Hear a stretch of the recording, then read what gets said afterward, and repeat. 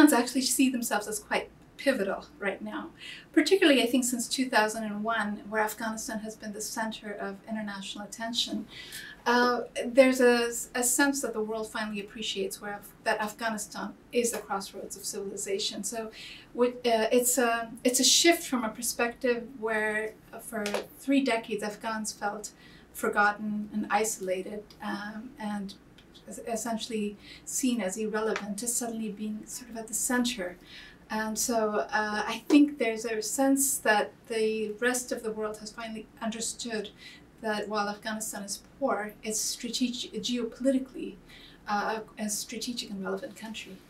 It's been absolutely critical, in terms of both the wars that have been fought over Afghanistan, despite the fact that it's always, and it's on its own, it's never really had any, or up until recently, there hasn't been a sense that Afghanistan had any type of wealth of its own.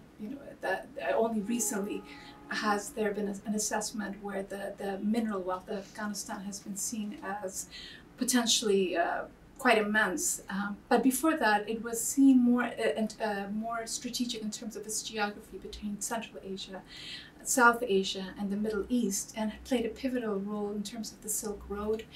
And geopolitically, the so-called Great Game over Afghanistan, the Great Game wars that were fought between empires, that Afghans in some way feel that there's a continuation of even to the current era.